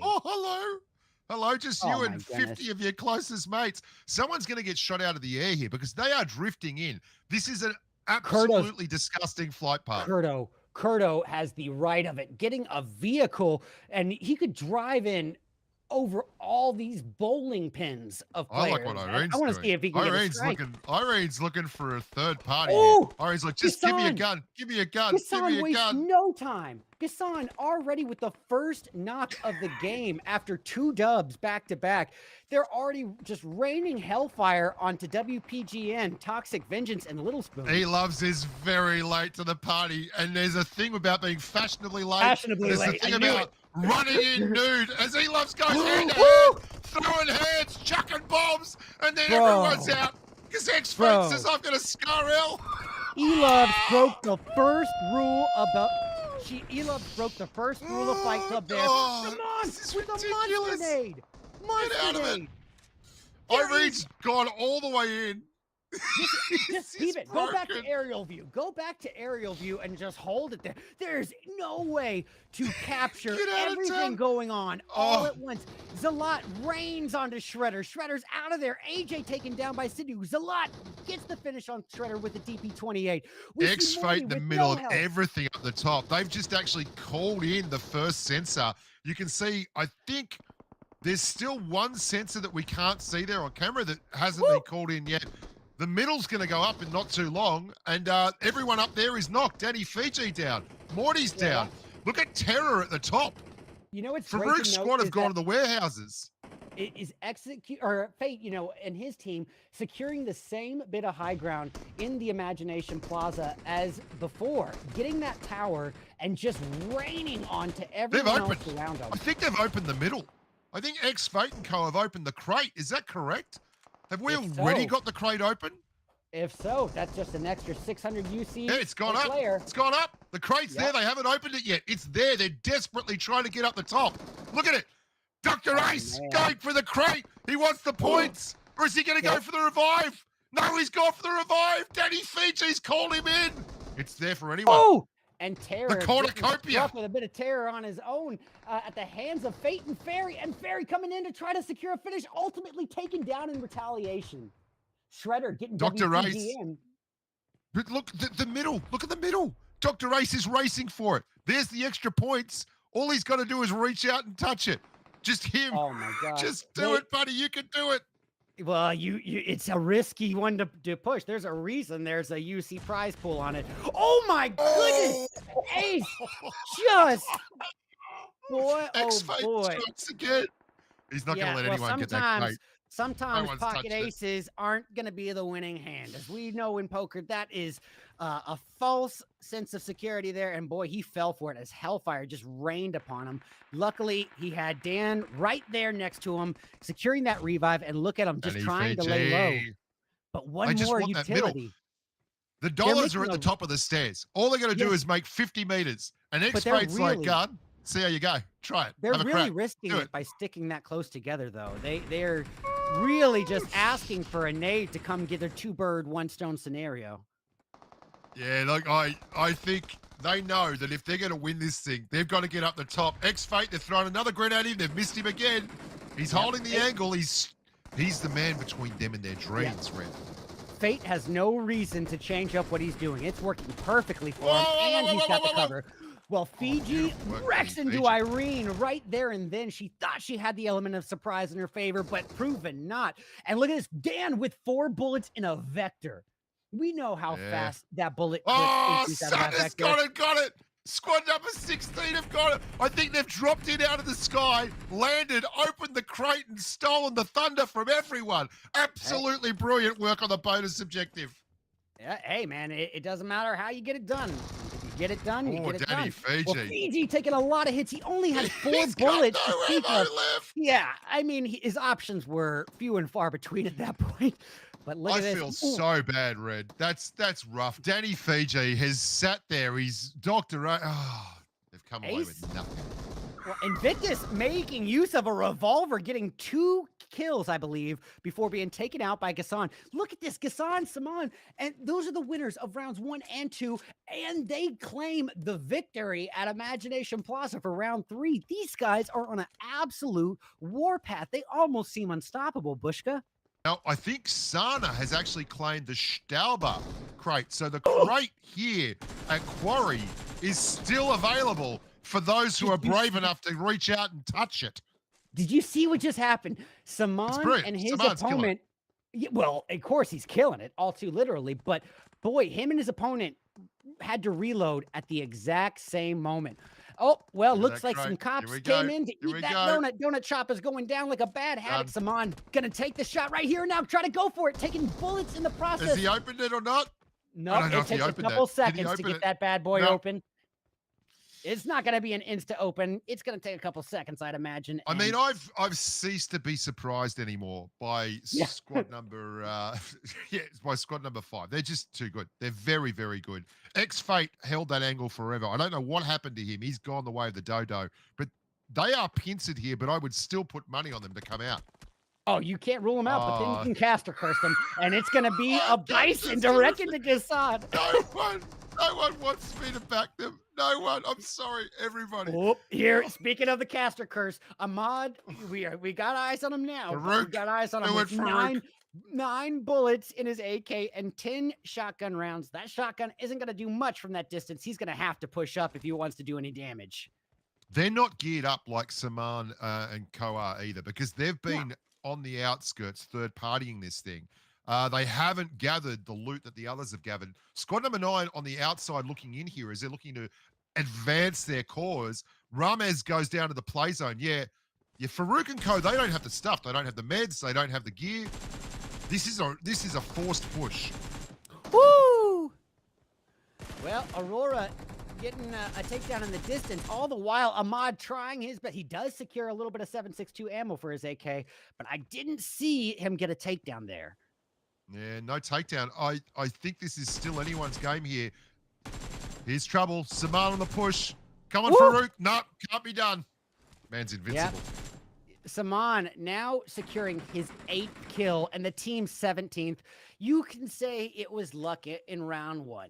But after round 2, lightning striking twice, it's a tough go. But now, coming into round 3, and already with that many kills under your belt, it is undeniable what level of skill they're playing at. This is some top tier aggression. However, as I give them the flowers, those flowers catch on fire and It's take not. you down. I will not say a single compliment to another player out of Yeah, pure it is. respect to It's- them. no one wants their names in our mouths. Now, the thing I love about this whole situation is 9 and 8, they drop the edges and work their way in.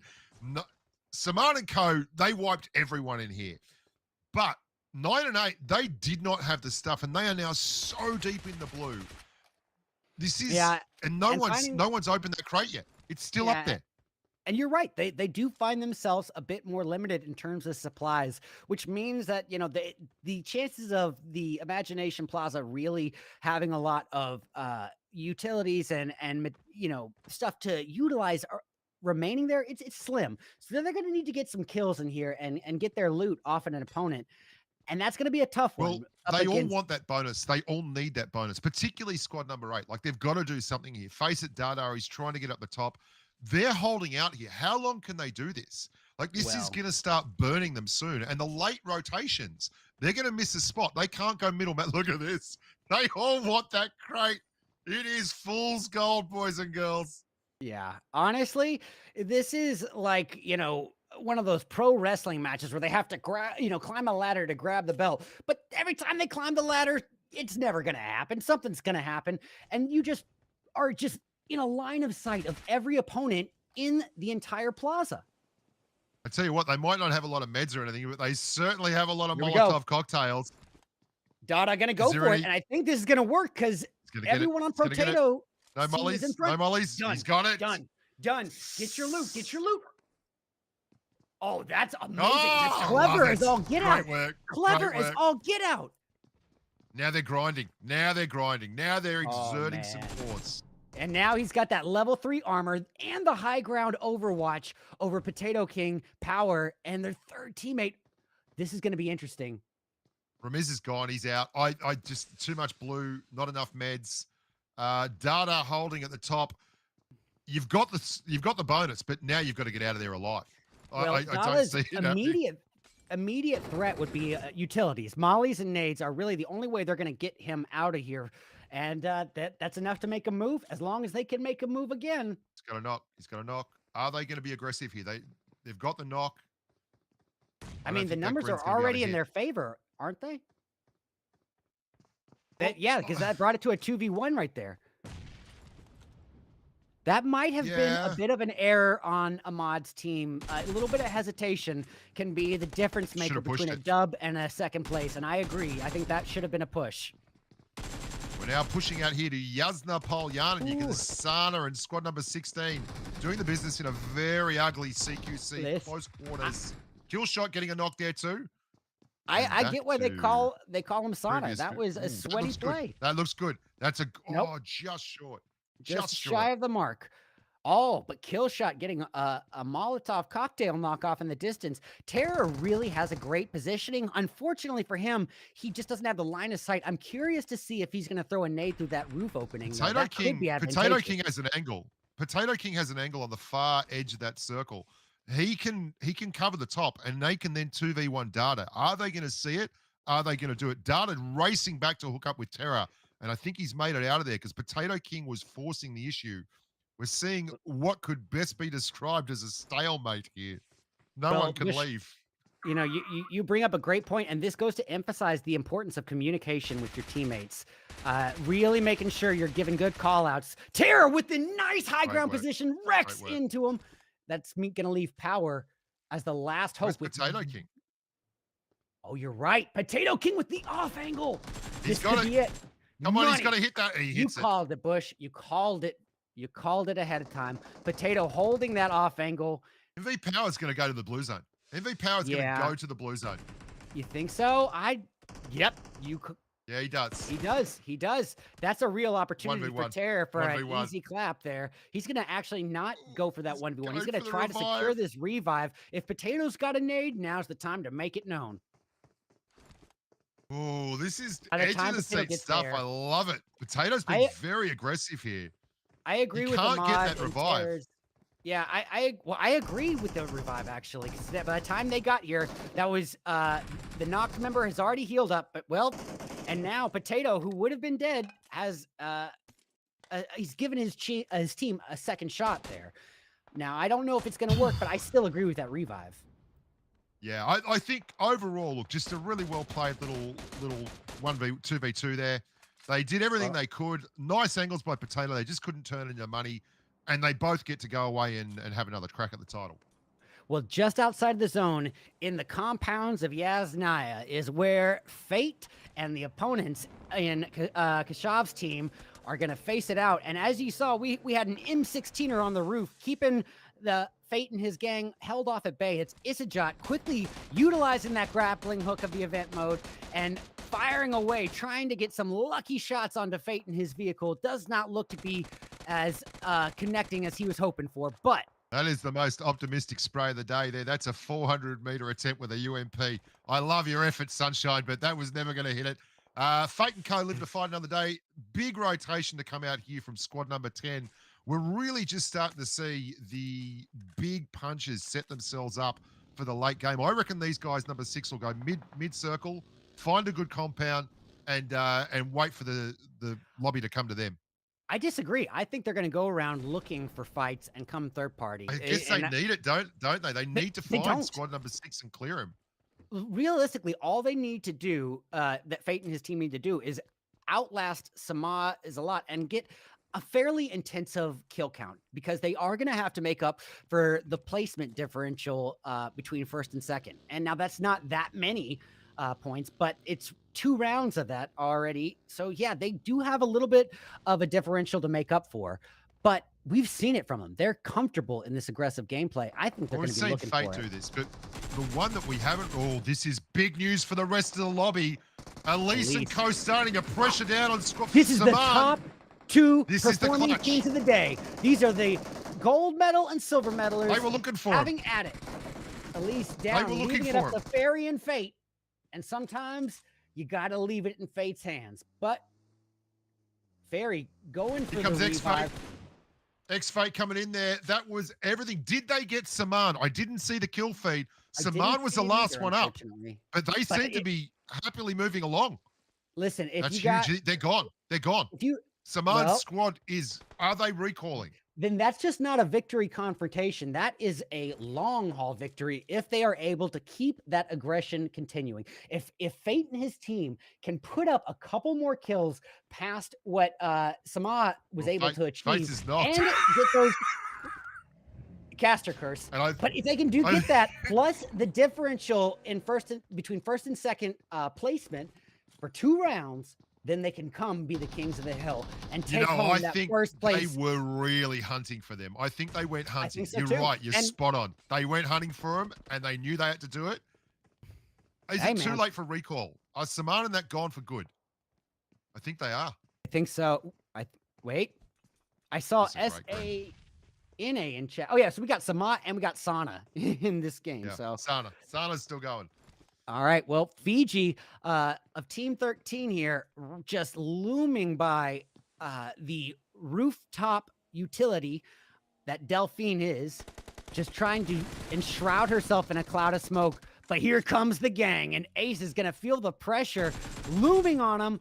Reaper making it rain some hellfire. Not connecting just yet.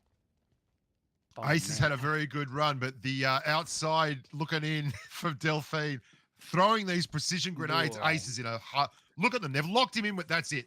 He's done. Come on, it's nowhere to go, and he becomes a candle. Happy birthday, PUBG Mobile.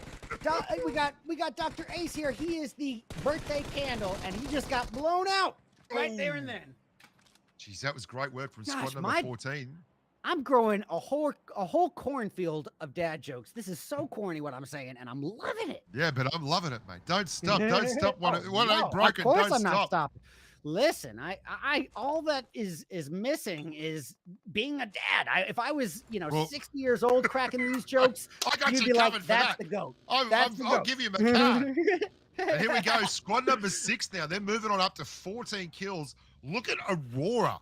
Aurora has taken the mantle, but they have lost Fate somewhere in the hullabaloo. As we were watching that squad fight, there has been a knock and thirst of the spiritual leader, X-Fate, with the 4 kills. Now, they got rid of Sama. They're up to 14 kills. They need a lot more kills, and they need to play with this aggression, but they're bleeding at the seams with Yep. one man down. Yep, coming in at a disadvantage as a three-piece here, losing their heaviest hitter and probably their IGL. Luckily, he can still give commands after he's taken out. But will it be enough here? Because as we said, they are going to be the focal point here for the remainder of the match. They are the ones who stand the biggest threat to Team 5, Samaz, Alat, Gassan, and Kurdo, who won the first two matches, but eliminated earlier on here in match 3. Well, the circle's starting to shuffle down here. 25 people left, 8 teams alive, and quite a few. Beautiful, Gren. Beautiful, Gren. That is and it's on top of the Molly. And this is Bunny, Senpai, and Frost. So this would be clearing another direct contender for that number 1 slot. Yep, and no one told Senpai that In the it's blue. rabbit season, and In the blue. in trouble. Yeah, And this is going to be where that. Yeah, this is stage 5. The zone is going to become a very, very formidable threat to all our participants. This is where it becomes less forgiving, and it starts taking some serious heaps of damage every second. I think we're going to see Frost go down in the kill feed soon, but we're switching back to this fight at the compound just up the road. And we've got the wonderful work with the grappling hook onto the top deck there. You can see squad number 12. They're looking to change the angles and really pick things up. Well, will merciful be merciful? I don't think so. And here we have it, pushing in up against the staircase. Now, what I like about those staircases, it's like the movie 300. Holding a pistol. Only so many He's can got push up at once. nothing else left. Why is he There it is. holding a Perfect pistol? example. Perfect example, brother. What That are you is why the staircase is as advantageous as it is. There's only so many ways you can get up to that second floor without a grappling hook, and boy, were they ready for it. Yeah. It's going to be a trade. Go ahead. Well, I just think that was a you've got to be all or nothing. You can't be a little bit pregnant in this game. You've got to either get up there or get down. You can't just have a little look up the stairs against these guys. They are going to knock you on your buttocks. And those split moments are where it really comes down to practice and experience. There's no time to communicate those call outs with your teammates. I mean, you just have to be able to instantly react in the moment. And boy, did they do so beautifully. They're back on top of the thing. And we see here that squad number 6, they have moved up to 15 kills. I don't know if they got that last kill on Frost. I think Frost might have actually gone out to the zone rather than give them the frag. Well, Aurora is taking the mantle of the heavy hitter for the team in Fate's absence, firing upward at Terror, and it looks like Elise actually was able to get that takedown on Terror from the distance, just before they were able to get the cover of the hill. It's gone to hell in a handbasket up here. Everyone's in the blue. No one's having fun. They all took way too much time to get anything done. Potato King's gone. He's not getting that off. Ta-ta, buddy. And that's it. That's it. And look at the mayor's office, the best part of the map. And it's squad number 6, and they've ripped another couple. Can they get them before someone else thirsts them? Oh my gosh, I don't know if they got those kills. Getting the vehicle to explode, really going to put a damper on the opponent's day. Now, Aurora, oh, look at this. Witcha really utilizing these walls here, and beautifully so. That could be the split difference maker between their vehicle making trying to keep that car alive. They're trying to keep that car alive. That's their only real hope. And Aurora and co are absolutely adamant that they're still tapping away at it. They're moving the car around. You can hear the bullets hitting, just desperately trying to hold on to a vehicle. And there it is. This is a horrific, horrific circle. I thought I saw a little movement, meaning that the vehicle exploded. Not quite yet. There's still hope on the horizon for them, and we see it. They're going to go for it. That vehicle that's taking those bullets. Oh, no. You bastard first. Aurora's got it. Aurora's got it. Watch this. Spin. Those shots are good. Those shots are money. Harmon going for it. He's going to go use the dual-purpose cannon. What a beautiful bit of work. Boy, they are not going to expect him so quickly. The rest of the lobby had better hope that Harmon does something good here, because if they don't, squad number 6 are going to walk away with all the bells and whistles. Beautiful work from Harmon. Squad number 10 coming in. It's all on Elise and Fairy. It's all on Elise and Fairy. Oh my goodness. As a two-piece, can they clutch it? We see Harmon utilizing that preemptive molly. Probably going to fall short. No. Does it burn? No, does not burn the opponent. Great work. But Harmon's got to push in here. There's no point not doing this because it would they be an need the error win. not to. And with it, Man, Isijot that's the holding that off opportunity. angle. Yeah, I agree with you, Bush. I think that is a wasted opportunity, unfortunately. And for these guys to hold the only positioning in zone, it is a tough position to give up, especially when there's open ground separating you from your opponent. But yeah, but if you're going to win this, you need to get rid of squad number 6. yeah, you got to get rid of him. I mean, the fact that they've already secured the placement of 3rd place on top of their eliminations is not looking optimistic for everyone. This is next level stuff. Witch has got the launcher out and is hiding behind the launcher in plain sight. That is excellent, excellent work. Now, Bush, I am curious as to whether Samaz, Alat, Gassan, and Kurto were eliminated before 8th place or if they were behind 8th place. If they got eliminated in 9th or later, that's no placement points from what I understand. So here we go. Witch is coming in. Go for it. Go for it. It's now or never, baby. Get down, baby. Get down. Yep. Got the position in the zone. Now just let them fight it out. Me, that looks like Harmon knows a lot more than us, mate, because Harmon has absolutely nailed this. Risking it, gonna fire on. That's it. They're done. Oh, but was it enough? Did they do enough to pass the Kings of the Hill? Did they do enough to take home that gold medal for the day? I mean, I think it's a possibility. It's a possibility. Well, it's a 1v4 for Witcher. I can't see Witcher coming out of this, but if Witcher can get out of an open field 1v4 final circle, then I'll eat my hat. That's amazing. Witch has got one chance and one chance only, and that's the element of surprise. Now, that is out the window because that utility was very close by. They have to have some inkling of Witch's location. Now, they're going to get a car. Surely they're going to get a car in the smoke and just find them. Yeah, I mean, look at that. The big jump on the trampoline, and they've identified where the target is, I believe. Look at this. What great use of the trampoline. So smart. And when they have these kind of numbers in their favor, you know that it is going to be big stack poker pushing and bullying the playing field. As Keshav, a.k.a. Sidhu. Sama is not in the top 7. Well, that really does make things pretty interesting for Fate's team. That means that they have a real shot at taking that King of the Hill, that 1st place prize home. But got to give it up to Harmon, Isijot, Sidhu, and Lali here. That was an amazing, amazing 1st place finish, and doing so with 17 kills. Not bad. Yeah, so some are well outside the top 8 there, I believe. Really, really scary stuff. I am waiting with bated breath to find out how we go there, but I do love the fact that Harmon made the right decision, didn't actually push in, and it paid off for him. So well done. They got the circle. They got the smokes. They had a knock. X-Fate, if he'd been there, it might have been a little bit different. What a wonderful, wonderful, wonderful 3-game set we got to see here. Amazing. Yeah. First replay, taking it over. Go, Red. Go, Red. All right, so here we have it. We got the focus of game 3 here. Fate and his team got Elise pushing through the smoke, but the lucky shot from Saman with the UMP-45 rain down on Elise to get her knocked, and that puts the pressure on. But boy, oh boy, did they hold out all the way to that 3rd place finish, and they did so, Bushka, with literally, count them up, 18 kills after a 22 kill, after a 16 kill. These guys, bloodbath warfare. Let's have a look at another. We're going to have a look at another one here as we see it popping on. Oh, this is brilliant. And this was Ace. He was on fire, both figuratively and literally, as he came screaming through the top turnbuckle and went the way of the dodo. Was good to see him. Ace featured heavily on the stream. Lots of work there from the Ace. Honestly, that I loved. That was my favorite dad joke of the evening, is that he was the birthday candle that got blown out on this 5th anniversary. That was it's like a poem. It's like a poem. I stay up all night the night before and I write them out. This is what I get paid. We are lucky to have you. You are the gift that keeps giving, my amigo.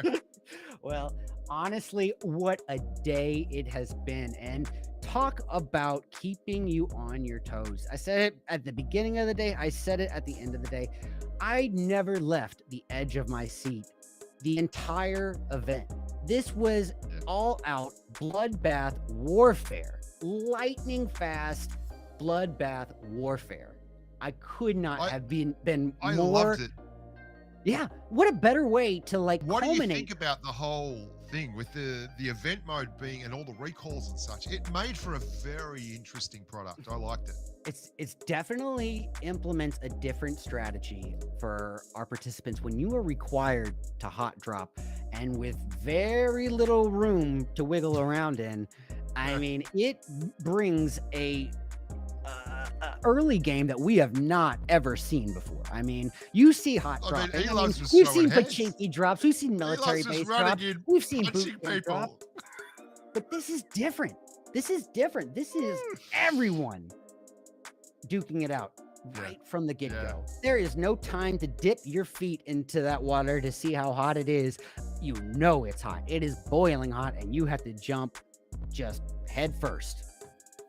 Yeah, and look, the quality of the play was excellent. The aggression was excellent. I know that the circles with so many people left in them was actually, I mean, think about that. It's a 64-player lobby, and yet it felt like it was a 100-player lobby in a smaller space, just because everyone was constantly fighting. And those late game rotations, there wasn't an easy rotation on the entire map. Everyone was contested. I love how at the beginning of this event, we were saying, you know, this could go one of two ways, you know, either all out aggression or we are left with a mid game that is going to be stale. Boy, oh boy, was I left to choke on those words. I could not have been further from the fact this was non-stop. There was no time to give a player their flowers for knocking or thirsting somebody, because by the time you finish that person's name, they're down in retaliation.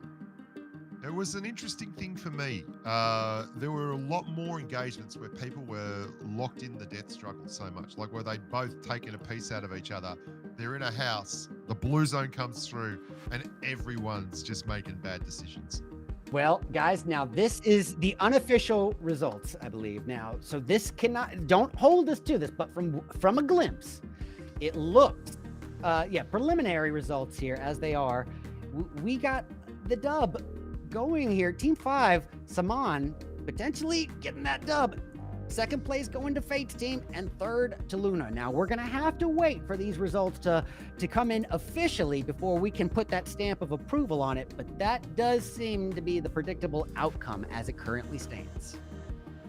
Yeah, look, I mean, everyone would have had Saman's team as a red-hot favourites, because not only did they get the points in the first 2 rounds, they did it in a very flamboyant fashion. They took a lot of chunks out of the lobby. So you're both getting the points. So you're guaranteeing yourself a very high mountain to climb for whoever wants to come at you. And team number 6, they gave it a good shake. Yeah, talk about a bittersweet pill to swallow there. I mean, Fate and his team, with the taste of chicken on the tip of their tongue, just doing everything in their power to get it. And I'm not sure what the overall exact point differential between first and second is, but I can tell you it's going to be a hairline difference at best. I mean, those two have got to be at each other's necks. And boy, oh boy, if there is going to be some trash talk in the future, the next time those two VIPs come head to head, it's going to be a little bit intense. I'll say that much. All for one circle. Like, if that little Alamo that they had going on there, that's a funny little compound. If they had got one more circle, they're walking away with this thing.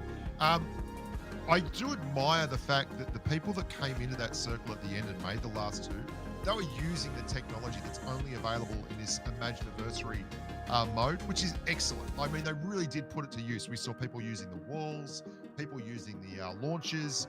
I was pretty impressed by that. And the trampoline at the end to actually, I think Navyot Kalsa was saying it was him. Jumping up and marking. You can see him jumping, and he's going marking exactly where the last person was. That was great. Really enjoyed it. Honestly, this gameplay reflected 5 years of practice and preparation. It took a long way to get our esports scene up to this caliber of skill, but we got it there, and I cannot wait to see what the future of PUBG Mobile holds. Ladies and gentlemen, it has been an absolute honor and pleasure getting to cast this event, getting to bring in and celebrate the 5th anniversary of PUBG Mobile with you all. without further ado, I don't want to waste too much more of your time. I've been Red Eyes. This is my main man, Bushka, and we'll see you next time. Yeah, good on you guys. Have a good one.